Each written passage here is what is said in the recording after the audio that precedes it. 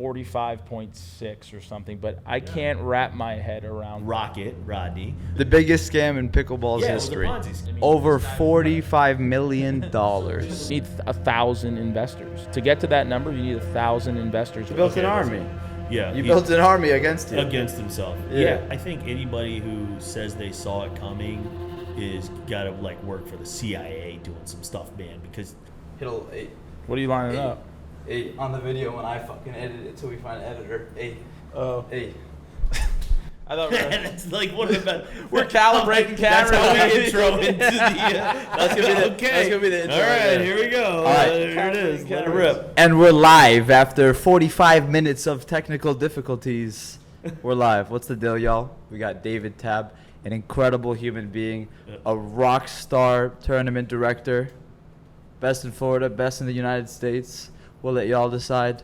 Well, I just want to welcome you. Thanks for coming on the show. We'll kick it off just giving background of a human being you are. Well, thank you for having me. I appreciate that. So David Tabb, I'm one of the owners of All Florida Pickleball. Grew up in Central Florida in Winter Haven, right? And went down to South Florida to go to college at FIU, right? RAR, that's our call sign. It was fun when we invented it down there. Studied elementary education and then wound up getting into the hotel business because South Florida, a huge tourist market, was a chief concierge and a guest service director at Oceanfront Resort where like it was just tons of fun and was on the beach and I worked my way up. Can you give us your call sign at the hotel? Yeah. So RAR was the college. What's the call sign from the hotel? Hi, my name's David, and welcome to the beachfront concierge. Yeah, it was funny. Yeah, the funny part about like the hotel career was it was the first time people ever started calling me David. So everybody from the time I was little in baseball and playing a lot of sports then till I went to college, everybody just called me Tabb. Oh, from the jump. And so. It was like I had friends in college that didn't know my first name was David because everybody just called me Tabb. And so in the hotel, when I started to become like a professional, put that in quotations, the people started calling me David. And I was like, all right, Was that like, what the fuck, I'm growing up right now? It was just hard to get used to because, I had to put it on a professional setting. I'll never forget, like my first day, so this guy, Jim Pankella, was the GM and gave me a shot to be, in that position, which was really coveted. And I had worked all the way from the beach up, so it was fun. But, like, I showed up in, like, slacks, a belt, and my sleeves rolled up. And this is a place where, like, the average room rate is, like, $350 a night. And, I mean, this was, almost 20 years ago. So fuck, with inflation, it's $1,000 a night now. Like $2 million a night. And so it was fun, but I remember him just walking over to me and be like, hey, like, you can't do this. You have to be professional. And I was like, oh shoot. Rolled down my sleeves, had to go buy a coat, like had to buy suits. Luckily I had friends that I had made over my short time there that had a suit company came in, like I bought suits. Tailored, on the spot. Boom. Right in front of them. It really was. Like, you said I gotta wear a suit? Room. Bet. So it was fun, but I really was able to, like, find a passion for helping people because I trained the bellman, like, we had a whole process. And, one of the big things we talked about was, from the time people leave their house for their vacation, they're in vacation mindset, and we have to deal with the things that they've encountered to get here. So as you can see now, like, imagine the airport, how many flights get delayed and how many flights, get canceled and, what happens. And so they come with all of those experiences for those 4 hours where they've spent thousands, if not tens of thousands of dollars, and they show up on our doorstep, right? So we have to overcome that and provide them a quality experience. And we wound up having one of the top-rated hotels in Fort Lauderdale, which was huge. We won some awards for our service, and like we were recognized by Broward County as a team for our service. And then I had tons of reviews because it just comes from a genuine nature. Like growing up, I was taught to be a good sportsmanship, like to be able to like really cheer on the team, and then so after the hotel business, and the guys that own All Florida with me, Chris Crouch and Martin Michelson, they laugh because we'll sit in meetings. I'm like, oh, my experience with this, you'll see I've done a lot of customer front-facing jobs. And so the hotel actually went out of business, or they got sold. Right after you left. Right after, no. It got sold, and that company wound up going out of business. And you hear that, Martin and Chris? Don't let him go far. You'll be fucked. So I wound up getting a job at a boat club down the street in Fort Lauderdale, which was huge. And so I knew nothing about boating, but this guy, Jimmy Batchelor, sick name, rockstar, the J Batch, man, it was incredible to me, and introduced me to Dale Carnegie philosophy. And so I really took home to that, and it was funny because I would naturally do the things, but I never realized it. And then I was able to elevate a little bit of my service game by just a couple of things. Like my main one is just being genuinely interested in other people's needs. Like I love helping people, and I love learning about what makes them tick. And it's actually pretty selfish. Like people think it's a giving nature, but I do it because it makes me feel good. Like helping people get to where they want to go and do the things they want to do makes me feel good. That's why I do it, so that I feel good. And so it's that's a healthy kind of selfish right there. I mean, look, it's still, at least for the world. I don't know. I like it. I don't care. Like I like it. I might need a free long-term room. You got an extra room you might want to just help me out with? And so we have a rule now, like no one's allowed to stay longer than 4 hours at my house.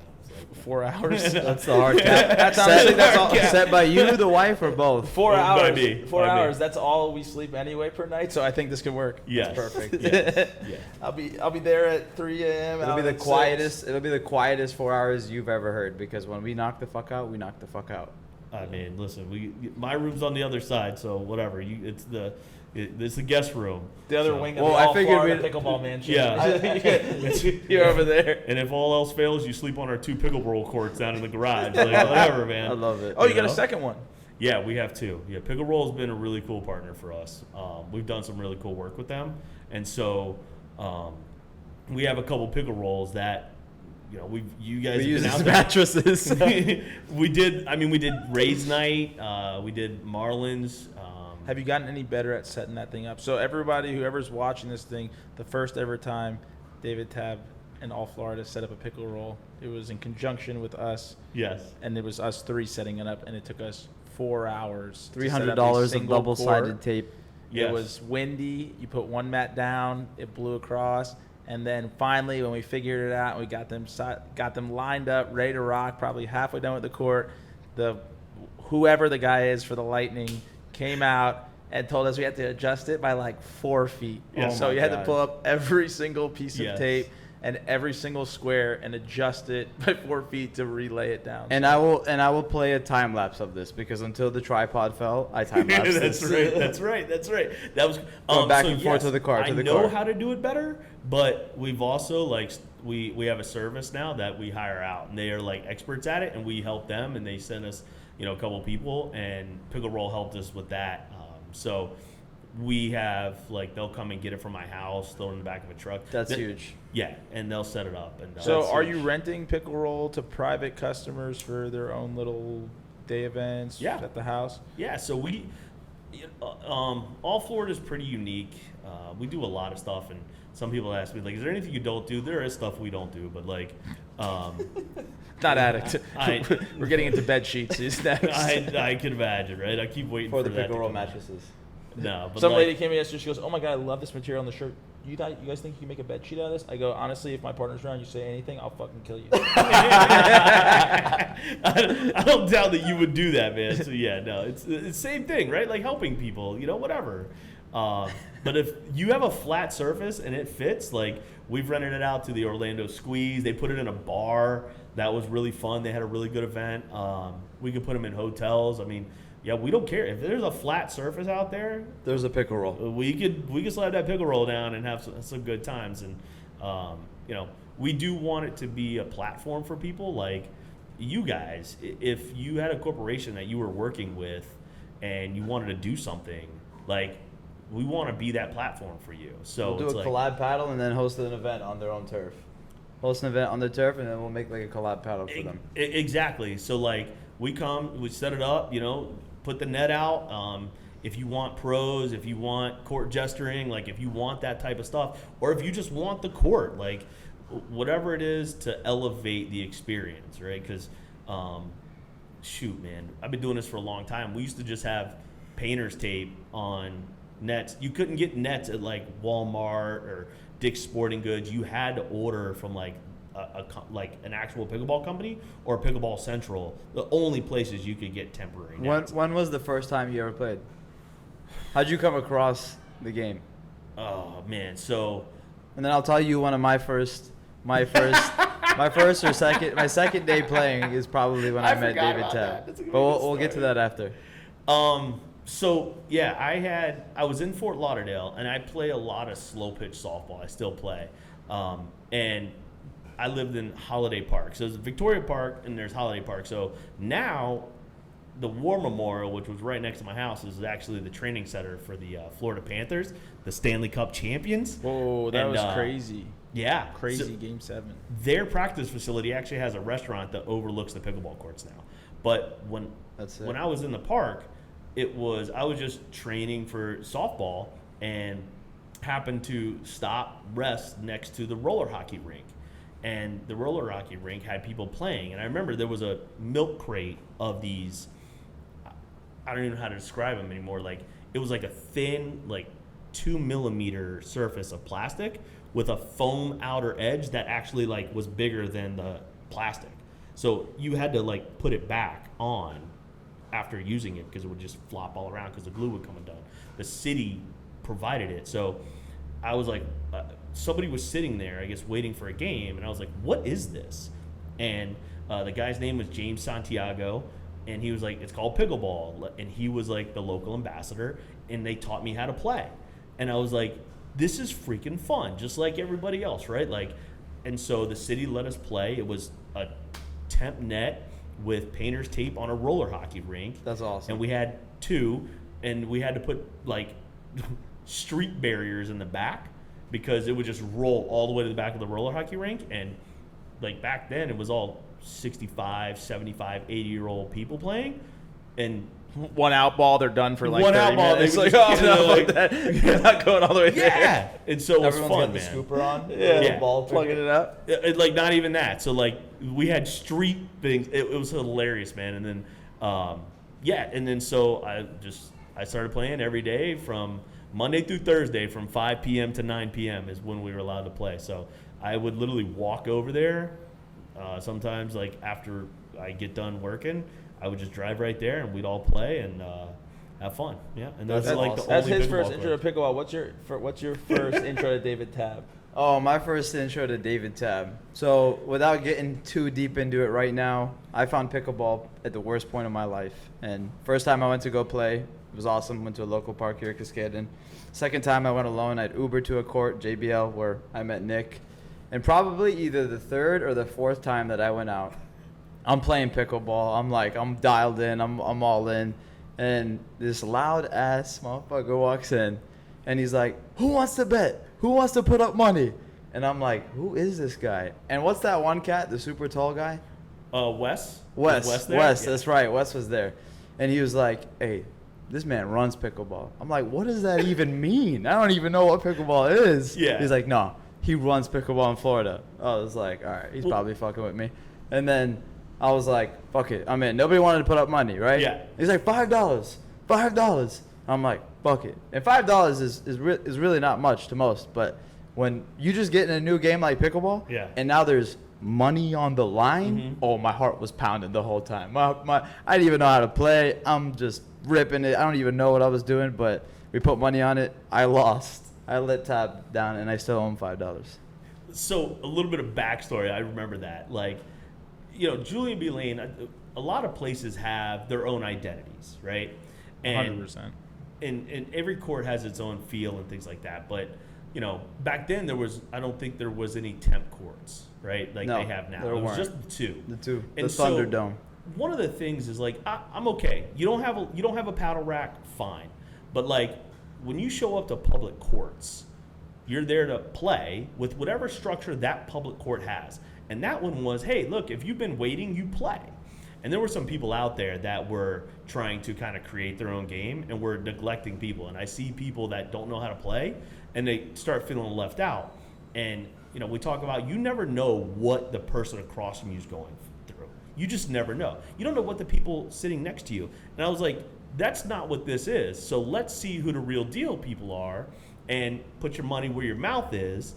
And let's see. And what happened was, everybody kind of loosened up a little bit because we still made it fun. Like we were still having a good time. Oh, the whole time, yeah. And hitting we're shots chirping, with other people. Yeah, absolutely. But like the people that were trying to do that really got put on notice, and that was really like why I do stuff like that, because I love having fun, and I don't care who you are. If you can't have fun playing this game, like I genuinely am empathetic problems for your life. Yeah, right? yeah. Like, dude, what you're going through, I can't imagine if you can't have fun doing this. If you're not familiar with JBL, it's chaos, but in some organized fashion. And there's enforcers. Games. Tell them about the enforcers. Enforcer buddy, game to 9. You game playing to 11 at JBL past 2 o'clock in the afternoon. No. And somehow, some way, it works. I don't know how, but it works. It's the culture there. Like, Yeah. and now it's a lot busier. We don't go there, you know, as often as we do. It's significantly busier, especially with the temp courts.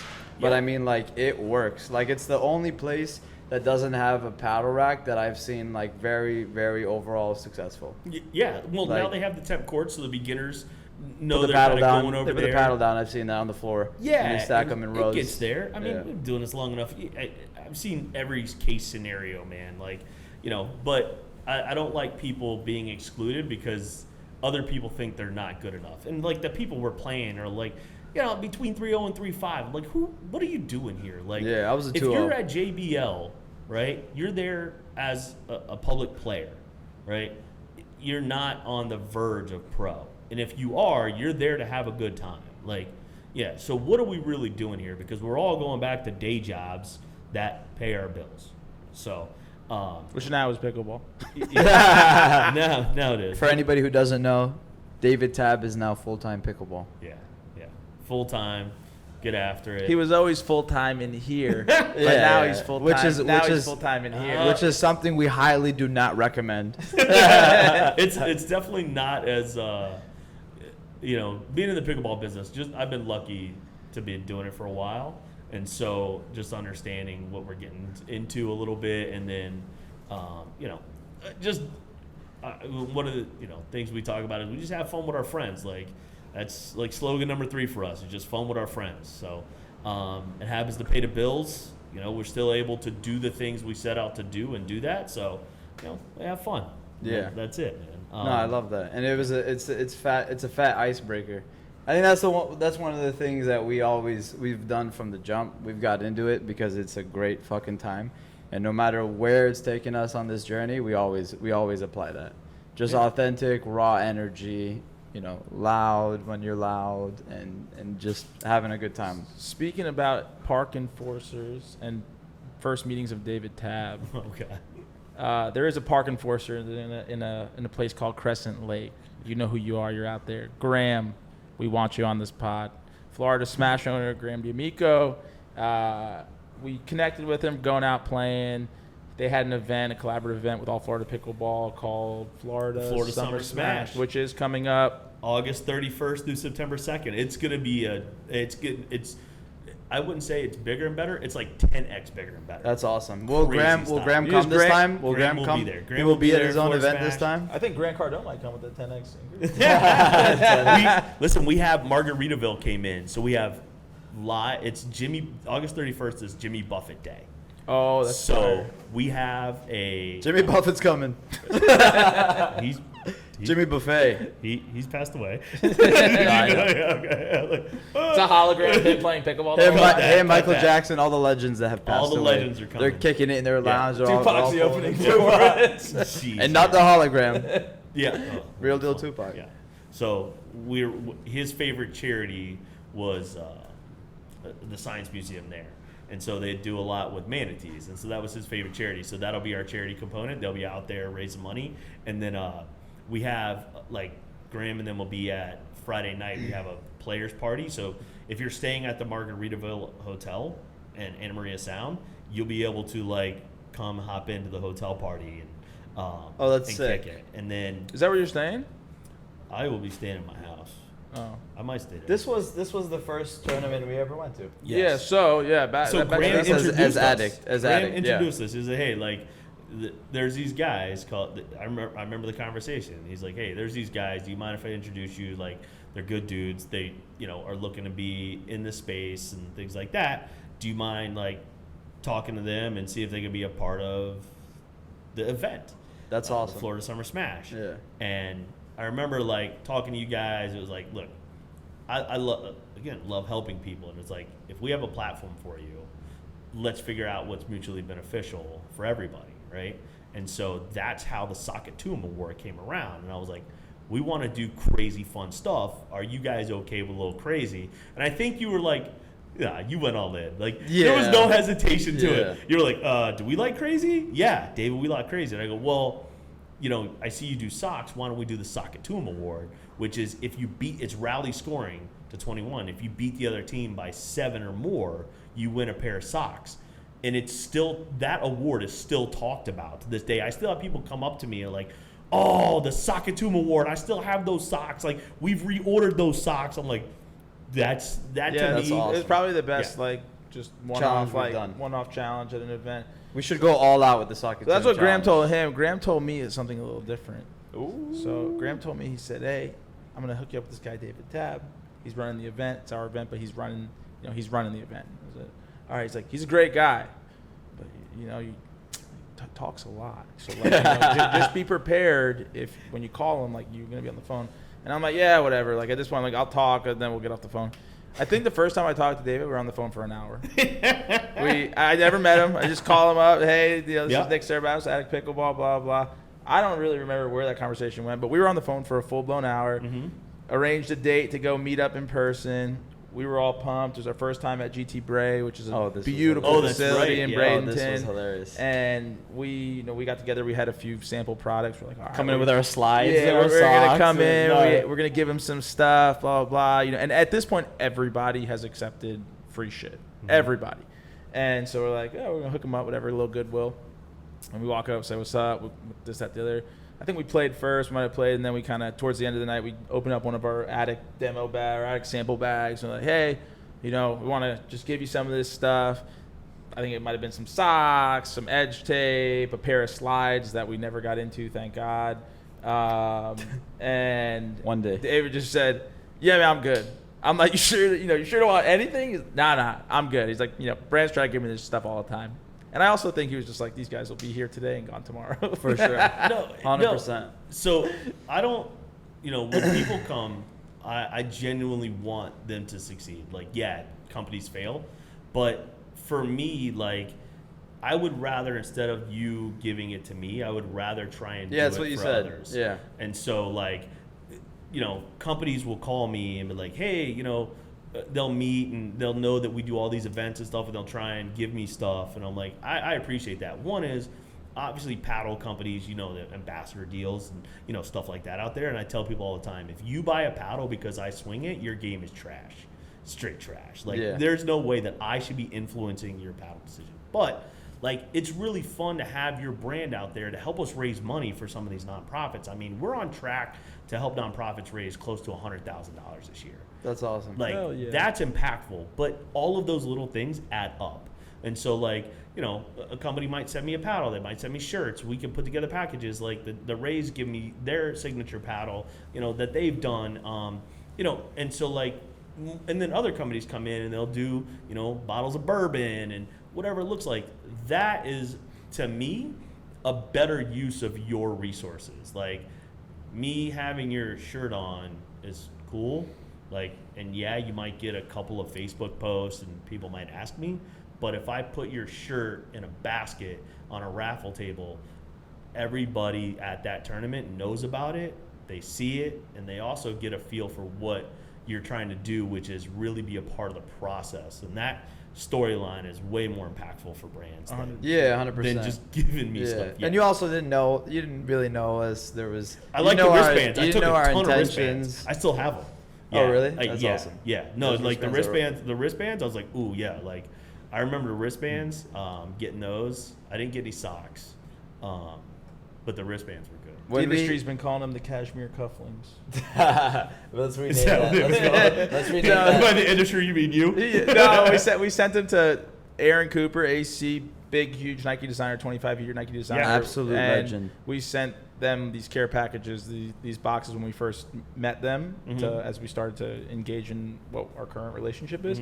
And they messaged us back like, are these things made out of cashmere? I worked for Nike for 25 years. This is the best wristband I've ever put on in my entire life. Like, it's amazing. Like, what's the blend? This, that, the other. And that was something that we did custom in the blend and everything. So two absolute legends, by the way. Sweet. David Bond, Aaron Cooper. We will be creating a footwear line with them, whether it be, in a year, 2 years. It will eventually happen, and we're pumped for it. So shout out to David Bond and Cooper. No, I'm for that. Yeah, I'm for that. Usually he's like, oh, God. No more Pumas. I'm for that. I can't wait to the day that we get to work with them, too. They're absolute studs, and that's kind of anything in business. If you find good people that are, like, amazing at what they do and you don't find a way to work with them, then you're probably not going to build a successful business. I mean, like, that's kind of, like, what this thing's all about. I think that people that go into this business, like trying to be pickleball specific, right? Like there's brands that add pickleball in, but if you're trying to be it, a lot of people, they get super excited about the sport and they believe it's this big, massive thing. Like, man, I remember when we used to just get excited if like there was a picture of a celebrity holding a pickleball paddle. We would all get pumped, and it would go through the pickleball forum. Yeah, 100%. Right? And and go crazy.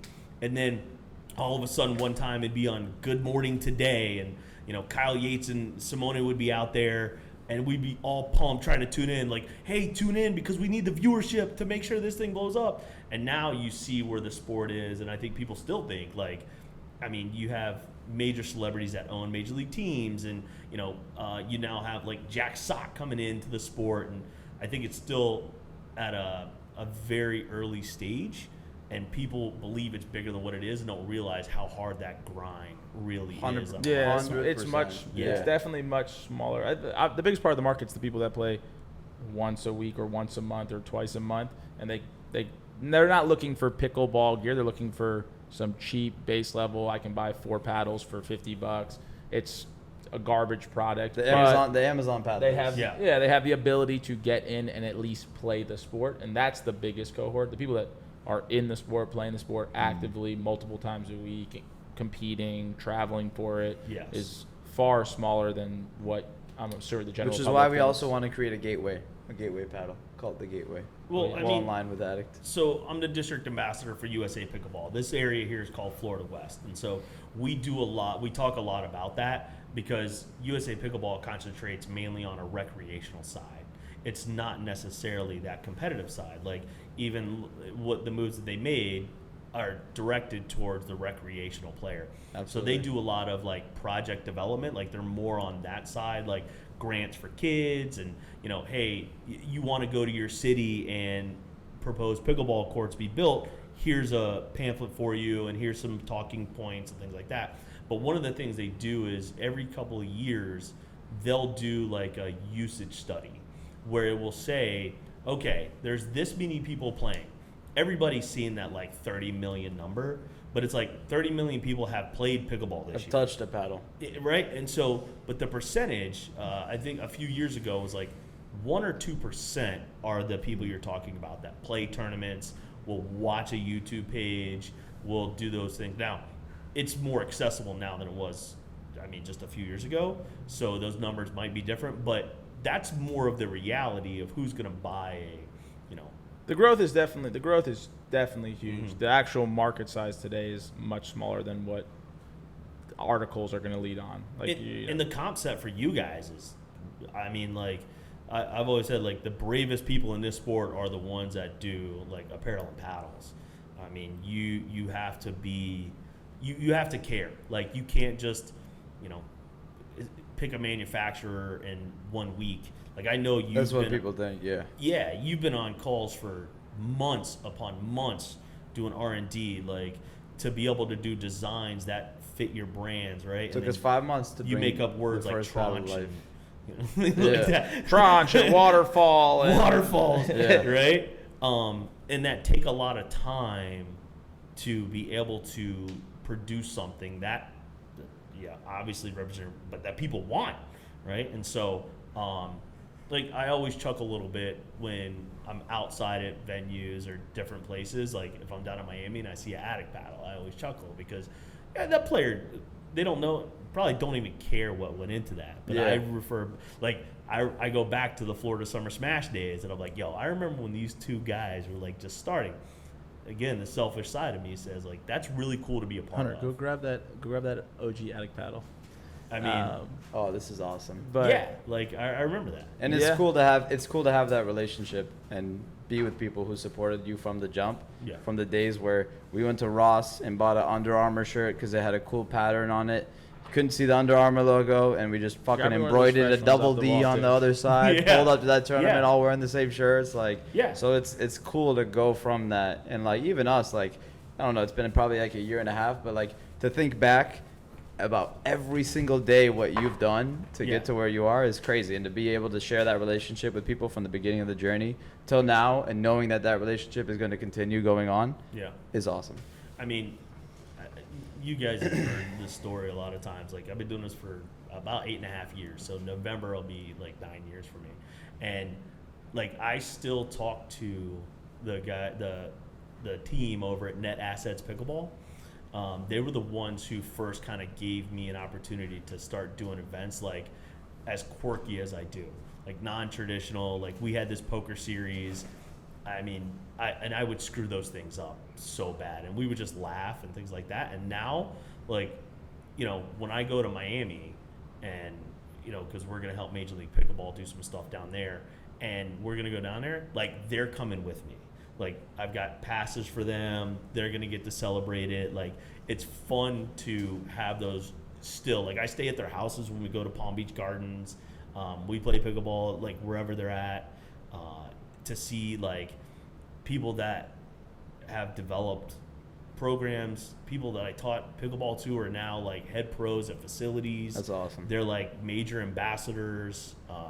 Those are everything in this sport, man. And speaking of that, at the first tournament that we did a pop-up at this Florida Smash tournament, he was running a Calcutta, and I made my second pickleball bet ever. There you go. It's not betting. It's donated. I put 500 on a player and was very attached to that, trying to win. And I returned 400. and the player won. Yeah. But that's the first time that I won a bet and lost money and had a smile on my face. That's right. Yeah. The Calcutta only works if everybody gets in on, like, a squad of people. Like, you can't, if everything's on one team. You need an underdog in the Calcutta. You need to, like, not take the number one seed. Yeah. You need an underdog to win. Yeah. So don't backtracking. Put $500 on it. Yeah, don't do that. Backtracking. This is one of our first ever prototype paddles. How did we get it back? Yeah, how did we get it back? So someone that we don't know, who we now know, walked into the office and asked us about something, whether it be a grip or they needed something for the paddle, edge tape, this, or to say hi. Whatever it was. I don't even remember what it was. Maybe even checking in. And I see this, whether tucked under her arm or not, somewhere I see it and I go. He sees an ugly ass paddle and he's like, "Fuck, where did that come from?" And mind you, we don't have any of these. We gave this out to the community to test it. We lost track of who had it. We've never seen these paddles again. And I'm like, "Can I see that?" And she pulls this out, and this is literally one of our first ever. You're good. We're good. One of our first ever prototypes, and to show you how far we've come from this, which is probably in part a charcuterie board.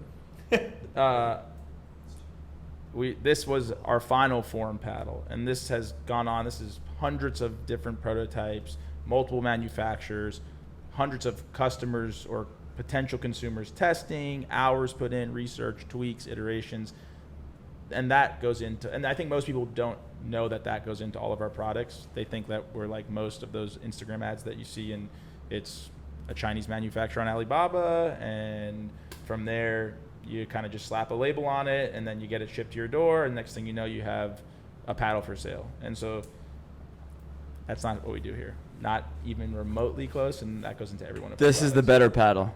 The charcuterie board is the better paddle. If you can get that, go back for that one. But And you know where this comes from, where you see this paddle with the white grip and the white Wilson grip. This came from Django. that's a DC one That's paddle. a DC one. That is a Django Chisang one. Speaking of business, you want to give us a fast, and we kind of talked about background and what you did before, and kind of how, like, teetering on the edge of how you got into All Florida. But you want to give us a 5-minute summary of where, 5, 10, whatever, just a shorter, whatever it takes. I know it's been a long time coming to get to where you are to go full time, but where it started, and then now today where you're at doing, pro events, partnering with pro events, having partners because you were a one-man band for a long time, and just kind of how that progression got you to here today, and then maybe we'll bleed into what's next steps for All Florida Pickleball and that. And we'll talk about the future of pickleball afterwards. Take his take on it.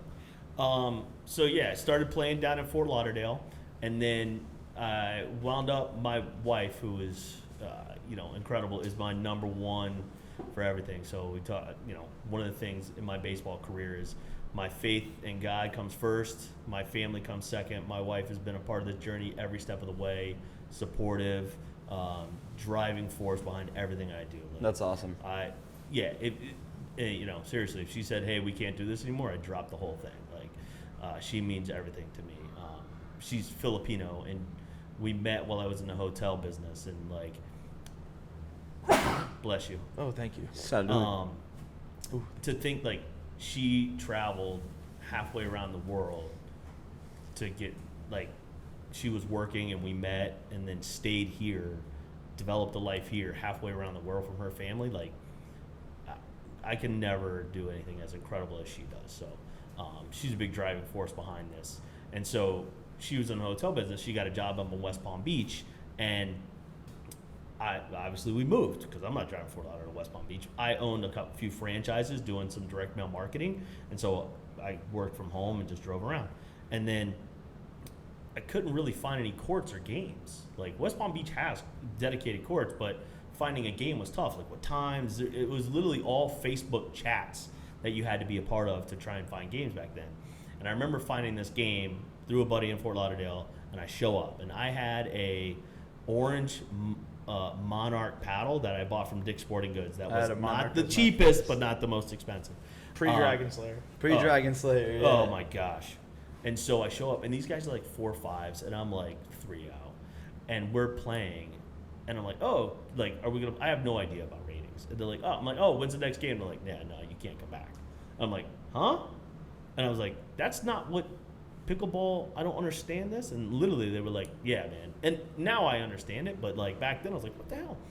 And so I just started Googling like pickleball in Palm Beach County, and I found this club called Pickleball Athletics Club. So Eric Ayuen, his name is Ninja, had developed this club, and you paid a monthly fee, and you got all these open plays, and he did lessons, and there were a few round robins, and I just started showing up like every day and playing, and became friends, wound up like really learning about club management and doing some stuff with people, things like that there. He wound up like it was a public-private partnership that wound up, going away. The county decided they wanted to do it on their own, and that facility wanted to do it, and so that dissolved. And so that's how I met the Net Assets people. And so with Net Assets, we would just like go to tournaments all the time. So I would play 15 tournaments a year that were in South Florida. We called them goat rodeos because it was all, 6 pickleball courts and 8, basketball courts with lines on it, right? And 300 players where you would play a game and wait 2.5 hours. And so we would go to there, and then we started doing like a summer series where I got to have some fun and kick it. And then COVID hit, and we all kind of just, stayed in touch. And then when it started coming back, we started doing a few things again. And then because of COVID, my wife being in the hotel business, my business went away. My franchise went out because my customers were all like restaurateurs and things like that. So she wound up getting a job offer up here in Tampa. And I was like, let's go. Like, my family's in Winter Haven. We have no other connections other than our friends and family. They'll stay our friends here, right? Like, it's not like, they're not going to be our friends because we don't live right next to them. So we took the opportunity. I wound up getting a job at a nonprofit, for a year, saying, hey, I'll help you install like a pickleball program and things like that. A lot of fun. High five, big shout out to them. We put that in, and then, I started All Florida. So Graham and I met because he played in a tournament that was actually supposed to be like my last one. Your last one playing or hosting? Throwing. Like, I was kind of like, all right, I'll do something fun and, help. It was for a buddy trying to do Special Olympics programs. So let's just do like a charity, fundraiser tournament. Graham played it and it was like, dude, you got to keep, like, do our tournaments. And I was like, and he kind of encouraged me that way. Duper, called me up, was like, hey, we're looking for state director, somebody that can help us out. And I was like, oh my gosh, here we go. And I started throwing tournaments on the side, like just fun events and like installing duper nights and just really trying to build a culture. Because one of the things I recognize about this area is there's a lot of good people. And if we can get ahead of the game and install that culture, it won't wind up like some of these other places where the people who are just trying to grab money take over. Because I've seen that a few times. So, just got into it there. And then I'm always looking to add value, right? So back to helping people. So looking to add value. And I'm like, man, one of the things that, like, how can I add value? How can I add value? Like, how do I give players the experience post-event, right? Like, sending them pictures. And I was like, I started kind of live streaming stuff, but I was like, oh, man. And it was growing, and I'm getting phone calls, and like I hire like contractors and friends that I've, I'm like, hey, I'll pay you to work. That's something we do. We pay all the people that work. Like, we don't do, if you're volunteering for the nonprofit, we'll give you like some fun jobs. But if you're working the event, you're getting paid. And so I was like, man, I can't do this on my own. I don't have all these expertise. I had started learning like OBS, and it was like, there's no way I can do it. And I wound up like going to the Swamp event that you and I played in. Oh, yeah. Yeah. Well, that wasn't the first time you met those guys, because they had played in your events. No, TC had. Oh, that was the first Oh my time God, that's right. You two played together at the Swamp event. Which we played great that first round, but like I faded at the end, man. It was so scorching hot outside. Those courts were at fucking 1,000 degrees. If you haven't been to through a Florida summer, it's the most pleasant thing in the world. Ever. I'm a native Floridian. I've never seen stuff like, yeah, I love Florida summers. And so I like saw their setup. I was like, yo, why don't you guys like hop on to what I'm doing here? Let's see if we can really make a run. And, Chris and Martin were like, yeah, like, let's go, man. And so it was funny because once we kind of started doing that as a company, it exploded.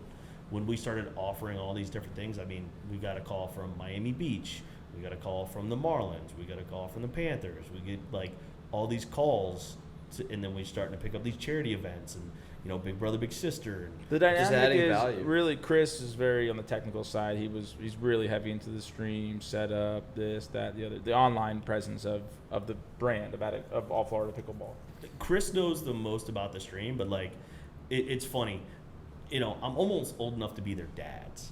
But we all, like, Martin's really good at operations, but he's great at running the stream. He just ran the stream for Major League Pickleball. I got a story about that, by the way. And so Chris is, we call him our ATP, our all techie person. And yeah. all techie person. And so, like, he does. He knows a lot about that. But, like, he also, too, we all have dynamics, right? Like, every business, we all have dynamics. But... And just like, we're like brothers. We fight and squabble about certain things, but we go all in for every event. And that's what drives it. And like, there's no way in the world I would be able to do that without them. And they probably would say the same thing. And they force me to be better. and I've been able to show them what I consider the right way to do things, and like we really do drive immensely on the fact that we care about the people that play in our events and try to just create the craziest value we can. Like, you know, the fact that we offer lunch and the pro league. I would have never in a million years told you, if you would have told me I was a commissioner of a pro league, but it's because they are wildly passionate about, and they play, like Chris is qualifying main draws, Martin's in the qualifiers getting through rounds right now. Like, it's fun to watch them do that because they're players in the league. I become the commissioner because of the conflict of interest, right? It's not something that I would have ever envisioned. It's not something that if you'd have said, hey, I want to be passionate about something, I go, oh, commissioner of a pro league. No, like year 2, I'm looking to phase out of that and bring in somebody that has a better expertise on it because it's what that's going to need. But it fires me up every time we talk about it because of that is something that they love. And then on the reverse side, like the amateur stuff, they go all in because they love interacting, but they know how much I love it. And like that's what the partnership is for us. The same way you guys do, man. You fight, right? But fuck yeah. There's never a question of going all in or 100% caring between you, right? And so that's something I think our companies have in common. And like, you know, we're gonna come here to Tampa Pickleball Crew and do an event, and Martin's coming up from South Florida. He's gonna stay at my house in his European shorts. Yeah, he's gonna do that. We got a training session because like Chris is going to play in Next Gen, and he's getting offers to go play at like PPAs, and because Martin needs it, and Martin's going to start doing more collaborative stuff with other tournament directors. So like we're really going to push that envelope of what it means to be a community. You know, charities first, right? We love helping good charities raise money. The community side where you can walk on a court, you know, you never do it. But the other side of the community are people like us really trying to make it. And so we're actually creating a platform for other tournament directors to add more value to their tournaments so that they can increase their profitability, but also to increase the player experience. Like, that's awesome. Our goal is to make Florida you should want to come to Florida for a month and play a tournament every weekend because you know all the tournaments will be good value. I'll tell you right now, there's no better fit to do that than you and the team. I mean, I appreciate that. No, deadass, like that's. I'm trying to learn how to take compliments. I will just take it. And say take it, yeah. Someone who doesn't take something is not deserving of it, and you're deserving of that. Thank you. And I think that's awesome. What's beautiful about pickleball right now, and we are all fighters. There's no doubt. But one thing that we are fighting for more than anything is this is open canvas. Yeah. Right. The same thing you're talking about, building a community. We are defining community. We are defining culture. Yeah. And it's just awesome to be at a place in time where we have that opportunity to do that. Yeah. I mean, you know, little things like you talked about earlier, like that survey that comes out. I mean, I chuckle a little bit, but when, you know, to be voted like the #1 tournament team in Florida over like the 2 Megatrons, the APP and the PPA, like it was fun to see stuff like that because it lets us know that we're on the right path. Yeah. And that people are like the time it took for you to vote and then think about us to vote for is everything to us, man. Yeah. Is everything. And that's when you know that's when it's those small things that you feel. It's like when we were doing the shoe survey. We sent out a shoe survey to get feedback on like what kicks people like as we're working with Aaron and David. And within like literally 20 minutes, 80 people filled it out. Yeah. And it's just a good feeling. And it's people that you give a shit about, that you've met, that you spent time with, and obviously they give a shit about you, and it's a great feeling. Well, like for you guys, think about what that does, right? Like I filled one out, right? Like, you know, I was like, here we go. I was like, He said he plays barefoot. Yeah. You don't want me playing barefoot. That would be hilarious. I literally did it just to make sure you guys did a shoe brand so that he would freak out. He'll check out the bed sheet for fucking survey next. But that just it shows how many times a day do people like get hit up by brands, right? How many times do they get hit up by brands? Oh, I mean, nonstop. How many TikToks do you see about, you know, the paddle that is the Amazon. It's an Amazon special, but now it's on TikTok Shop, and It's hey, insane. this is the grittiest thing. How many times do you see that? How many times do you see that? But like the fact that people know that you're genuine and took their time to do that, I mean, I know how much you guys respect it. And I think for local companies like us, just magnifying that matters, because like that's what we do. We magnify. We want to be the platform that magnifies all the good that can be done. So like our sponsors in the pro league are Florida companies with great stories. Hell yeah. It things like that, they just, that's what matters, right? At least to us. And so we'll find out if we're right. We don't know if we're right. I'm still trying not to sleep on my pickle rolls. Pickle roll? Yeah. I think we're moving in the right direction. We're moving in a direction, and I think it's nice to be able to have associates or partners in a community that are all collectively doing the same thing. And I truly think that's the only way that us little guys, we succeed is by banding together, because there are bigger brands or bigger players in the space that either have more resources or a longer tenureship or a better position in the market because they've been around forever. And also just doing things differently. Yeah.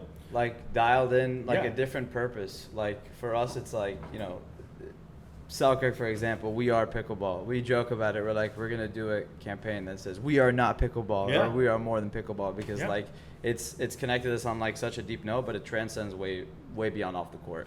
Yeah, I mean, like, it's interesting to see, because obviously somebody like a Selkirk has been doing it for so long, right? They obviously have some knowledge in the sport, and there's a way to do it. And I just try to foster, like, and not be a naysayer, but also be realistic with people. Like the other day, nonprofits will call us and like, hey, we want to do a pickleball tournament and replace our golf tournament, and like we want to raise $200,000, and I'm like, stick to golf, like I try to have realistic conversations about this stuff, because the heartache hurts me. Like seeing somebody go out of business hurts my heart, and like we're doing, so like one of the cool things that we're able to do through the pro league is these exhibitions.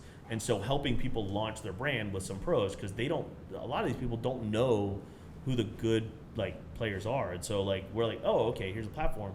But we do that for like any facility that wants to open, because like a lot of these people are asking their friends and family for money to open these facilities.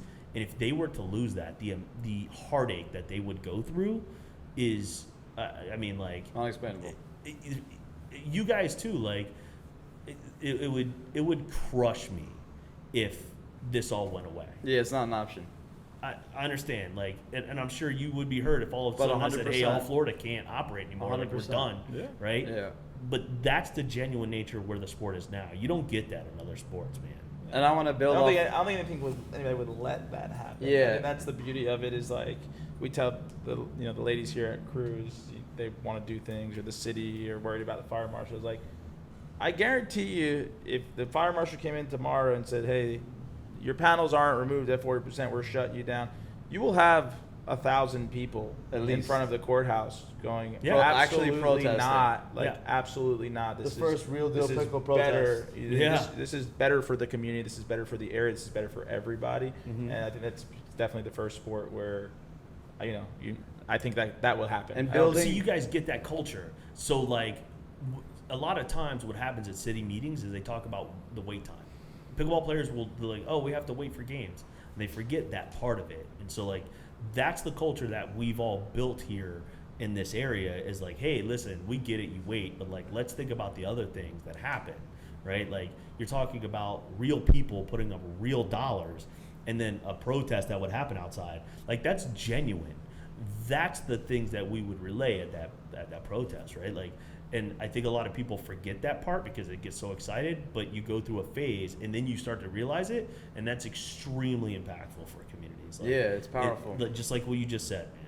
I think you have a super unique perspective on this, without a doubt. So like, building off this, what does the future of pickleball look like for you? And I don't know, what are the main factors that you see promoting the growth of the sport, from like media to this to that, promoting the growth of the sport and continue to grow it, slowly inching away at a scale that's like some of these other major sports? I mean, for us, it's really, this is learning our partnerships a little bit, and going through like our first full year together. So, I mean, Martin and Chris and I have been doing this together since like October of last year. So really getting through that first year and defining some processes for us, because we offer more. I know, but like this is a baseline for us. Like we just don't know what we don't know. Like, you have no idea. I could operate a tournament in my sleep, right? Yeah. But like, is that we don't want to just operate a tournament. We want to operate. If Best you notice, tournament ever. our stuff is events. Like we call them events. You got to create a playbook, and you got to get everybody in the same playbook. And if you don't do that, it's chaos. And especially to do that, if you start adding people you gotta to go the as deep as organization. you can get. You gotta We keep it as wireframe deep. every aspect of the process. You gotta take it Yeah. apart. You gotta see what you can do better, what components you can switch. So then it's a matter of like, you guys have met Carrie. Like Mhm. Carrie's a prime example Love her. of what the future looks like for us. So Carrie is at a place, she's been working with me for a year and a half, right? Like longer than Chris and Martin. And she's developed, and like she could come in and run a tournament, and now she's starting to get to the place where she can operate an event. So it's developing more people like that, and then, like I said, giving that platform to others, almost like a white label service. We still have our brand on it because people are starting to recognize our brand, and we want people to be able to leverage that. But offering that type of service to, like what we do together and what facilities want to do and what is it that they want, because you can't do everything. Yeah. No. You can't do everything. We're gonna prove you wrong. But if you, but like, No, absolutely. Yeah. That's our biggest Yeah. our biggest skill that we're working on is Yeah. saying no. Especially when you're in an electric space like pickleball and people want to do all this shit and they're it all seems pumped up fun. and they're so excited. If and you're I like, was this ever- could work, this could work, and it's probably all right. But it's like, what are you gonna dial in on? yeah. What are you If- gonna focus on? If I ever say, hey guys, I'm thinking about coming out with a paddle, you have 100% permission to punch me right now. I'll knock you. I was just gonna say, it'll be right hook, uppercut, and then probably an elbow. No, Like, that's not what yeah. we say. We say, okay, David, come on in. We got you. Yeah. Let's get the design work done out the way. Yeah. It would be like, I'd be like, oh my gosh, man. Like I don't have an expertise. It's not my personality.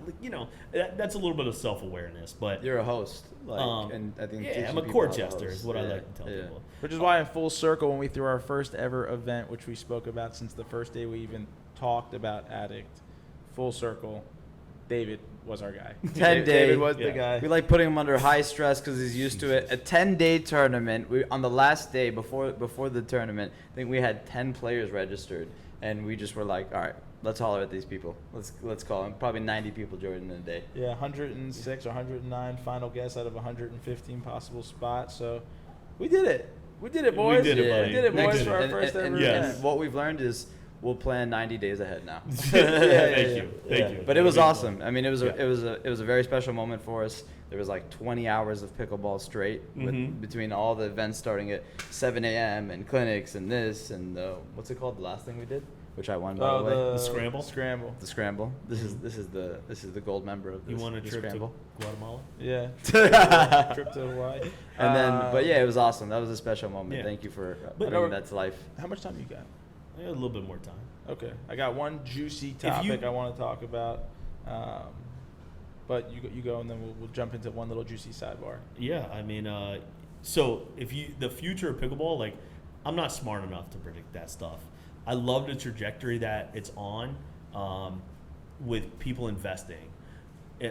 Real money in the sport. We've always said from the beginning, like once real money comes in, Yeah. now you have people spending. It used to be like, oh, 50,000 here, 60,000 there. You got people spending millions of dollars on. Shout out Pickleball Rocks. Did you get the? Oh, That's the Jesus. juicy topic I want to talk about. Mm. But did you get the newsletter the other day about the pickleball club?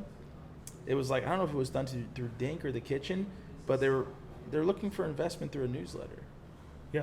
which is also public solicitation. I don't know if you're allowed to publicly solicit. It's not. These are people investment. that subscribed, I think, to you though. Yeah. It's Like, still, they're you people can't that publicly committed. solicit investment opportunities. You can privately solicit. You can go and say, Oh, hey, really? Andrew, Well, I I mean, want you like- to invest in my company. You can't Yeah. go to a fucking newsletter and go, Can you put out on looking for Facebook? I don't investors. like. These are things that like when we're talking, it's like, okay, who do we know that can do this for us? Because something like that, like, our website, in order to start getting into some certain marketing aspects, you have to have terms and condition pages, things like that. We're like, okay, David is not doing that. Chris is not doing that. Martin is not doing that. Martin's doing it. Chat GPT is doing that.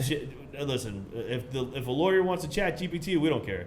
Like, whatever they do. But like, putting the onus on the lawyer. It's on you, brother. We paid you. You do it. Yeah. We get in trouble. It's on you. They'll figure out a way to get out. But I mean, you could put out a Facebook post. They've done it tons of times, saying, "Hey, investment opportunities are available." Yeah, you're not supposed to. You're not supposed to generally solicit any type of. Yeah. I think we do a lot of things that we're not supposed to do. Yeah. Yeah. I'm known for Martin. Martin always kills me on this, man. He's like, you say like the same 10 things at the tournaments, and it kills him because every time people laugh, because they don't know, they've only heard it 1 or 2 times. He's heard it 475 times, and it's like, but he's still laughing for different reasons. Yeah, and he's like, oh my gosh, man.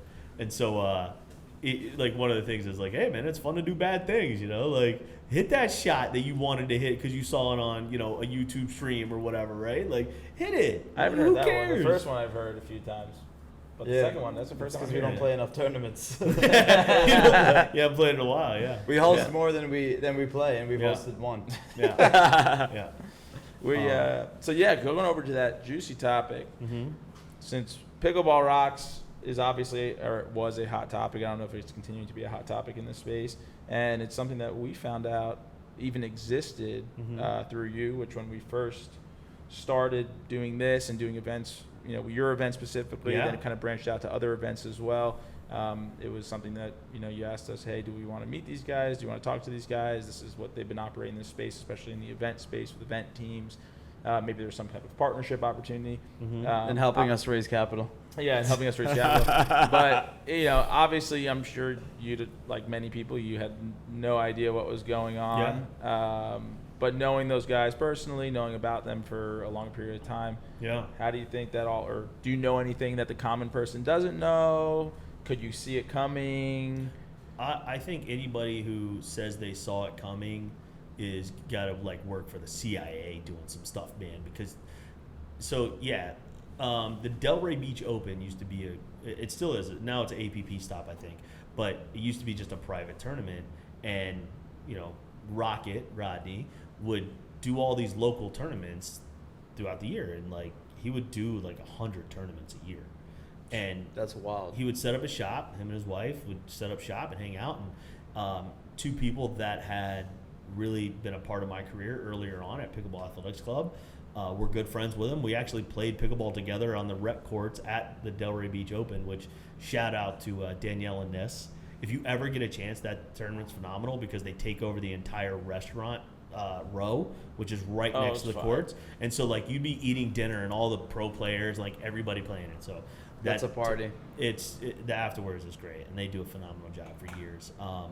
But we played together, and then obviously knowing him and seeing him at tournaments, developing a relationship. I've helped him land ambassadors and sponsored athletes that he has, and then to see that news was crazy. No way in the world I would have ever expected that. And so, knowing some people that were involved, because obviously my friends that had introduced me, they were involved, and I'm like, again, how do we help? And this is a maturation for me because we weren't able to, but I was looking at it from an aspect of this guy had, ambassadors for days, buying his stock, going to events and selling it and making, good money. And he had these people all over the country that would do this for him. And he was the original online paddle sales company. Before Pickleball Central, Pickleball Rocks was the first website where you could buy a paddle online with your credit card. Yeah. And so, that's how far back he goes. That brand, was synonymous. Is OG. Yeah, and everybody loved it. You would see shirts would fly off the racks at tournaments, which is, part of the mind-baffling thing about it. For the people that don't know what we're talking about, can we give them a quick little breakdown? Yeah, so Pickleball Rocks was a apparel brand that Probably the first apparel brand in pickleball. Yeah, so like one of the first to ever do a pickleball specific brand. And so this guy would go to tournaments and developed a relationship with people, and then would hit them up for investment, saying that they were doing different stuff, and would basically take their money, and it was all fake. It was the biggest scam in pickleball's history. It was a Ponzi scheme. It was, offer a big Ponzi return, scheme. take the next person's money, pay out the return. And I've heard a million numbers, but what was the final number that we all... I think for the last number I saw was like 45.6 or something, but I can't wrap my head around how that is taking possible. $50,000. And it's all 25 to 50K. 25 to 50K. The amount of checks you actually have. I mean, over this guy $45 million. So it was all biggest like scam in $20,000, pickleball's history. $30,000 increments. Yeah, so a couple people donated six figures. If you think about that, you need 1,000 investors to get to that number. You need 1,000 investors, which I can't imagine doing investor correspondence for 1,000 fucking people. I don't think it was investor correspondence. I think it was like, hey, here's a text message. Like, but even imagine sending out 1,000 text messages. But that's what that's over the course of 20 years. That's what the increments were. Yeah, that's crazy. That's what the increments were. But I'm sure there were also some people who put a lot more into it. They see, back then I want to get an 11% return. Fuck it, here, let's throw it in. Yeah, so like it's in the courts now. He's filing bankruptcy, and you think there's any criminal action that's going to happen? I do think that there's going to be some criminal action. Like I've seen some emails going through that. Some neon green collar crime. It's there'll probably be some legal ramifications also too, because like you rile up that many people, they're going to demand it. Yeah, it's not like you ripped off 4 or 5 people and everybody goes. You built an army. Yeah, you built an army against himself. Yeah, and took their money. And that's again, breaks my heart for those people, because that's a genuine nature thing. And so what was fun for, to see a little bit of it was like our conversations was like, hey, is there a way to help these people and take on that brand? Like I remember those conversations, and it's a no, like we're not going to do that because I don't have the expertise and time and bandwidth, and you definitely don't either. But the conversations of like, hey, is there a possibility that we could take it, call a part of it the big payback, or use your design skills and have a payback line and make a portion of it so that it'll never make anybody whole, but at least something's going their way. Pickleball walks. Pickleball walks. Yeah, but that was fun to have those conversations. WOKS. Pickleball walks. So speaking of investment and pickleball investment, does All Florida have any plans in the future potentially when trying to scale or move past All Florida and be all United States or all United States pickleball, take on investment? All Florida Pickleball, we won't. Like if we were to do anything, it would be mainly for like it would just be going to a bank and a loan for equipment, or whatever new gadget Chris wants to buy, things like that. It's not really All Florida Pickleball is not a traditional investable business. It's really just a small mom and pop. The Pro League is a separate entity, and that we will start to sell teams in. So selling teams for the All Florida Pro League, we have 8 now. It has taken off. The good we've been able to do warms my heart, and watching these players come in and like trying to teach players how to be professionals off the court has been interesting for me. But we will start to sell teams about Q3 of next year. That's awesome. This year. If anybody's ready, if you missed out on the MLP, you missed out on anything else, you're ready to buy a team, this is the time. And the cool, like we design it. Team Addict is going to be the most dripped out motherfucker out Listen, there. They might not be the best team, but they will. There's going to be a Tampa team than anybody. So we'll have 3 over here in the West Coast. We have the Sarasota Manatees, the St. Pete Icebergs, and there probably will be a Tampa team coming out of the area. Oh, the Tampa Addicts! It sounds so good. Listen, well, we'll have to dive in and see what that looks like. Yeah, Q3. We better get to work. Breakfast next week anyway. We'll loosen them up. You save up your quarters. Here's some pancakes, kids. Yeah. No, the way we have it designed is pretty fun. Like when you buy a team, you don't have all the minutia built into it, so you really get to do the fun stuff that's involved with it. and we take on the operations. Like, it's not going to be like Major League Pickleball where you need to hire this person and this person and this person. It's going to be like, I own a team. There's some revenue available to me if I want it. If not, like, it's still cool to have. And I get to develop people. And if I own a brand, because a couple brands have reached out to us about it. If I own a brand, I get to use it for marketing, things like that. But it's not going to be at the scale of Major League Pickleball because it's really a developmental program. Like, it's focused on the next evolution of players. That's awesome. And like, and doing fun stuff with our friends. Like, all of these people have become friends. Like, they text me what's going on in their day, and I'll say never on that. I don't know anybody specifically at these other large organizations, but as a bystander, I will say that I don't think they have the right intentions or the right idea of how to be a steward to the sport. And I think all you and your team does. Obviously, you're not dealing with the same amount of resources, and there's some conflict since you do things for these people and for these entities. But so it is a call out. Start focusing on your fans, focusing on not the pros, because that is the smallest cohort in the sport. And that's the future. And those people will not change the game. Everybody else around will change the game. And I think that's what you guys do well, is you make sure, the players are having fun, and that kind of bleeds over into the fans, and it makes people want to show up and focus watch. On the audience. And make it exciting to be there. People that not play, feeling like a high school match. Yeah, people that play pickleball, honestly, it's great for the players to have a good time, but even when there's a single person standing on the court watching you, it completely changes the energy on the court. So it's all about fanfare. It has nothing to do with the actual sport. It's about everybody else that's around and contributing energy to the overall game and make the seating area bigger. I mean, like, when you have a good game, it can feel like a gladiator arena. Like, shit is hot, shit is electric. DC MLP was freaking incredible. Really? We still haven't been to an MLP event. Yeah. Their slogan is "There's nothing else like it." Like, I just got goosebumps thinking about it. Like, Major League Pickleball. It's my favorite part, and I've told that to people inside the PPA. They know it. I love the PPA.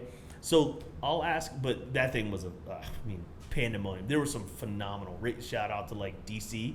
That guy Adam, who owns it, packed the house on his home matches. Awesome. And it was standing room only, and so they had this back section, and it was like 5 rows deep of standing room only.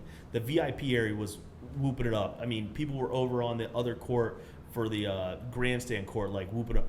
It was, and great shots would happen, and the whole place would go nuts. Yeah, that's you can awesome. hear it all the way on the back. I can't wait till we get like a Waste Management Opens like tour stop where it's like MLP is that. You know that this is about to be an absolute shit show. Literally a shit show. I will tell you, the Miami MLP stop has potential to be absolutely in fuego, like crazy. A Spanish word there for Miami.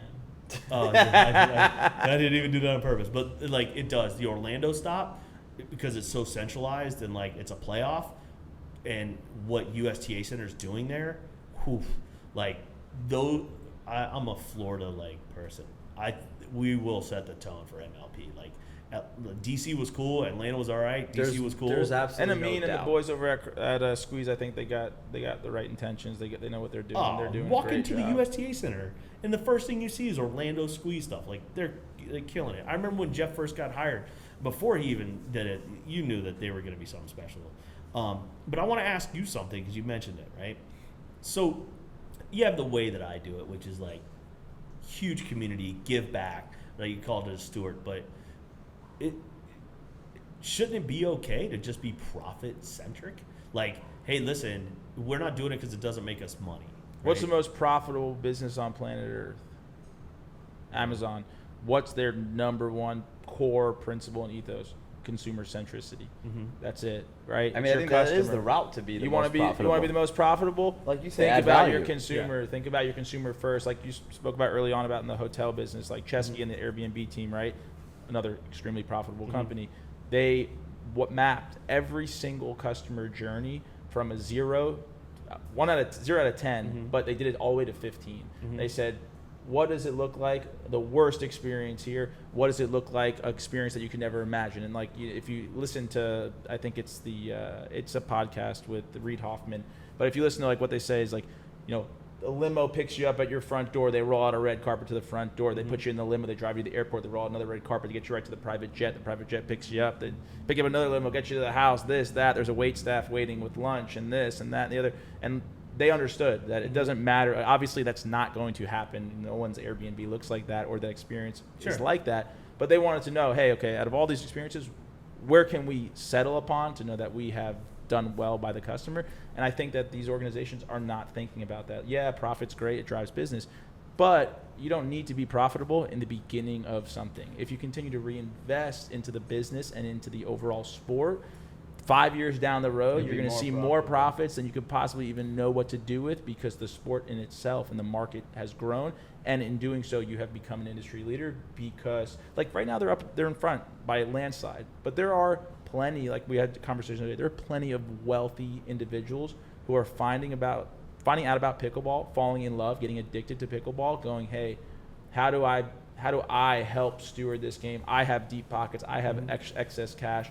And I think that right now, yeah, they're not worried about it, because now they've merged, they've joined, they are the ultimate powerhouse. They have pieces, they've acquired different pieces to add on to their conglomerate, and they are in a position where you're kind of outside. If you're not in with them, you're outside like throwing stones in the moat. But eventually, someone's gonna roll in their war machine up right to the front gate and go, "Hey, we're here. We got 10,000 strong behind us, and either we're gonna start." We're going to start shaping things the way it should be, or we're going to go to war. I mean, it happened with PPJ. Has been around for 100 years, and it happened. And look how it's changed golf for the better. Like overnight, what it seems like, right? In 3 years, it's changed golf for the better. And there's a lot of money. And those guys they're into Padel already. Yeah. Pickleball is heading over there. It's heading there now. They're building facilities out. We've had a bunch of inquiries about getting our brand out in Dubai and the Arab Emirates. And so once those guys get on board and say, oh, this is what's happening around the world. Let's make it lit. Let's do it our way, how we do things. Yeah. I think that then poses a big threat. And, I think we're the forefront. North America is the forefront. So we have everything we need here to really become a worldwide powerhouse for the sport. But right now, I feel like it's a divide. It's like you got these guys in their conglomerate, and then you got everybody else either trying to, suck at the tea of this powerhouse, or competing with one another, which I think is also absolutely ridiculous. Like, we're pretty firm believers, as much as we joke around about other brands and, shoot our little funny shots at people. Like, we have no malintent for anybody. Like, we would love to, when we had in our event, we had paddle companies here sitting out in front of our store, promoting their paddles and their merchandise. People would be like, why do you have another paddle company here? Right. Because they're like, why the fuck not? She's an awesome person. Right. It's not about that. And like more, I think more of that and more collaboration can kind of help position us to do what's right and steward. And we're definitely big on dissecting things for what they are, but it's also cool to compare things. Have you seen the movie Air? Yes. So I compare at least one aspect of where basketball was before it was televised on TV. Right before Michael Jordan was signed by Nike, when Converse owned like 70% of the market share, right?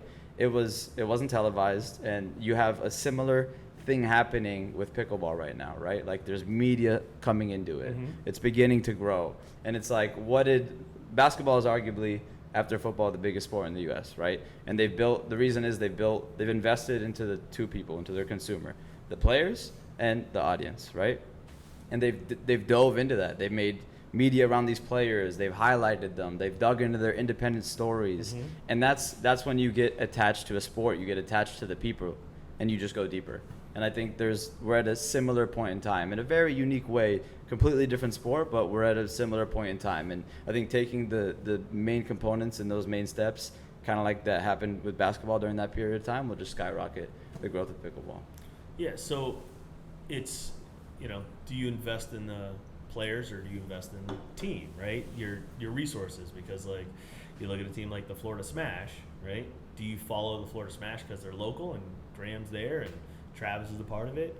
Is that why you follow the Florida Smash? And if they were to leave and go take over another team, would you go follow another team? I think for the PPA and like the APP, that's something they are going through, right? Like I Like don't players or team. Yeah, like do you market the team or you market the tour? Is it the experience or is it the players? Like, you know, you could see a little bit about what they're doing.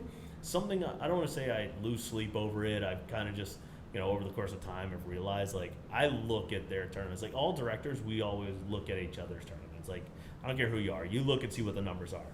And when mine says 150 and it's an all-out banger for round robin, lunch, snacks, you know, Rain coming in and donating their stuff, and you've got raffle baskets and charity, and it's 150 people, and then, you know, 2 months later the PBA is coming in and there's 1,500. I throw my hands up a little bit and go like, why not us, right? Like, you know, if people are saying that there's no value there, why is it 150? But on the flip side, I go, we could never do what we do with 1,500 people. It would be like next to impossible. Like that's the growth for us is, you know, scaling people, scaling processes Step by step. to be able to do 1,500. But like, You'll get there. I don't think never say never. I mean, you train more people that can operate a pod of people that's now a 200-person pod of people that acts and moves like David or Chris or Martin. You keep replacing yourselves. And yeah, and so you grow that and you scale that Until and you move you into do the it next your thing. way, but you don't. There's no rush, but right? I think If that's where the sport is. Like, you have people that are, you know, it's like you said, like it's winging it right now because what do you do with a pickleball tournament that's 1,500 people? Well, you run a double elimination. Well, now these tours are going to round robin, so it's like, okay, the consumers have said round robin is better, right? Like they prefer that. Well, now they have to increase their price. Well, because you're taking more time and things like that, and that it's more resources. It's harder to do. Yeah. And so now they have to increase the price, but the consumers go, well, no. We want to play round robin for cheaper. And it's like, well, that option's here, but you still don't sign up. So I think like all of those things will start to pan out. I'm happy that they're investing money, right? Like you have 2.5, right? Call it 2.5 tours, right? I love the fact that we now have, I do a lot of work with USA Pickleball, and I've been a member for, 7 years, right? So, since I found out about it. But I like competing factors.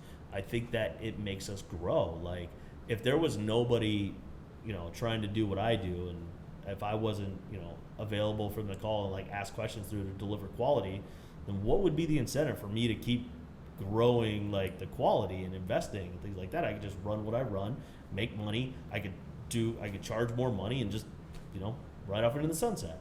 But the competition, right? Competition is key to growth. Otherwise, you get monopolization and everyone gets ripped off except for the people that are monopolized. And then people get lazy. But yeah, you get lazy, exactly. Yeah, so it's definitely key. So I love what's happening right now in the sport because as long as people continue to invest, I think we're in good shape. I think when businesses start to not let Pickleball Rocks, right? Like when real businesses start to fail. Opening up 300 locations, like shit like that. That's one or two, okay, they made some bad financial decisions, whatever. But if it starts to steamroll, that's where I think we run into trouble. And so, like, the access to pickleball right now at volume parks is insane. The only way we used to be able to watch pickleball live was if somebody set up a camera and was brave enough to do Facebook Live, because they would get roasted for being that person. Or the Johnny Pickleball show was every Friday night, and he would just gather, 4 pros, and sometimes Kyle Yates down in Naples would be there. Or Scott Golden would happen to live stream one of his matches that on a rec court. Those are the only ways we could watch. That's that senior pro, right? Scott Golden? Scott Golden, no. What's the guy Scott what is the number 1 senior pro? Scott Moore used to be the number 1 senior pro. But now you have the fact that there's content creators for pickleball. I mean, like, I get it. Like, I know they're real, but to me, I chuckle at. I'm like, I can't. I'm like, yeah. You understand how wild? Stupid ass content creators. No, you understand how wild that is to me. Like the fact that people can make a living off of creating content for pickleball blows my mind. Yeah, because it's great. You've seen it grow from nothing, from essentially nothing, to now something that looks like it has legs and it potentially we'll gain. A lot. That's investment. You're investing your time and resources 100%. And knowledge into that. Like, I think once financial and time. Once that investment stops, that's the real like, uh-oh. Well, yeah. Then collaboration then slows down and it becomes a lot more cutthroat, more competition. But I think we're way far away from that. I've never seen a sport think that it's going to happen. No, I think it's going to happen. It's inevitable. It's going to happen. Yeah. I still think we're in very early innings just from the equipment. I mean, the businesses that are in here, the businesses that operate in here, the equipment that is currently exists. I mean, you're still seeing growth, right? You go out to local courts, you go out to local events. Like even to this day, which for us, we first noticed growth when we first started playing pickleball, which is late 2022, early 2023. You saw a real booming growth. But I guarantee you can go out to JBL where we first met today and look at the cohort of players that are out there, and then go back in a month and look at the cohort of players and go, wow, these are completely different like this is a whole new group of people, which just further kind of shows that, hey, we haven't slowed down. Like we're still very much there are new faces showing up. Those faces then graduate from that park and they go find whether it's their private games or their groups or their facilities. The age demographic changes, the gender demographic changes, and people are like, fuck, I want to do this regularly. After work, I want to go do this. I haven't played a sport in 15 years. Yeah, I spoke to my uncle who lives in Connecticut right before we got on the podcast, and he had bought 4 paddles, 4 paddles from us, 2 for him and his wife, and 2 for my cousins, or my cousin and his girlfriend down in West Virginia, and never played pickleball. He bought the paddles, never played pickleball, showed some support and love for the family, and I call him, he goes, I go out every single day. We go out every single day we play, but we're playing on basketball courts, and a matter of fact, I think I'm going to build a court in my backyard. He's been playing for 1 week. Yeah, we've all seen that one. So, yeah, like, we're doing a junior tournament. We're doing a junior tournament at Ardmore, July 14th. That's awesome. Like, it baffles me because I used to be the youngest player on the courts. Like, it was me, the youngster, mid-30s. They were, like, pumped that I was out there. Now you got, like, high school kids tearing people up, right? I remember when Anna Lee first started playing, like, we were all pumped that there was just a kid on the courts. And now Anna Lee in Naples teaching.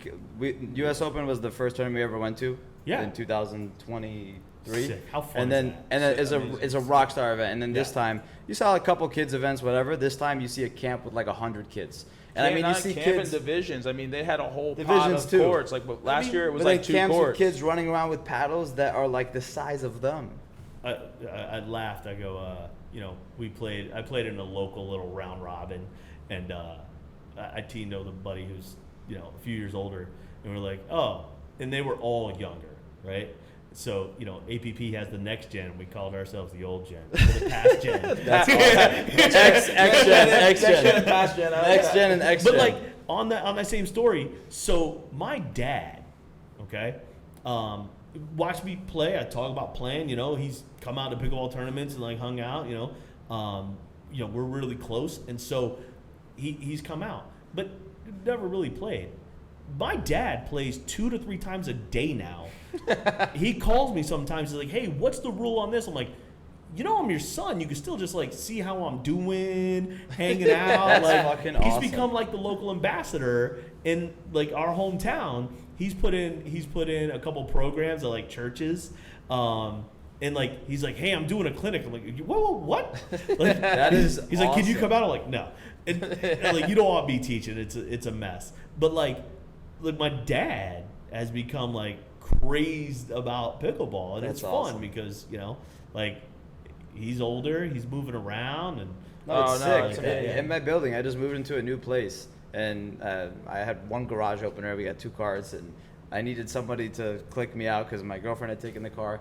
So I meet one of my neighbors. He lives on my floor, and he's like, "Hey, you're the guy from Addict." And I'm like, "Yeah, I'm one of the halves, the better half." Yeah. And then meet the guy, and he's like, I'm like, "Oh, do you play pickleball? Do you go to crew at all?" Because obviously this is our biggest presence currently. He's like, "No, I don't play pickleball, but I follow you guys on Instagram." I'm like, "Oh, that's awesome." He's like, "My dad plays pickleball. He's 77 and he goes to JBL 5 times a week." I'm like, "That's fucking awesome." And then I'm like, "Who is this guy?" We haven't been there in a minute, but I'm like, "Who is this guy?" So it's epic. Yeah, it's really cool. So I think what,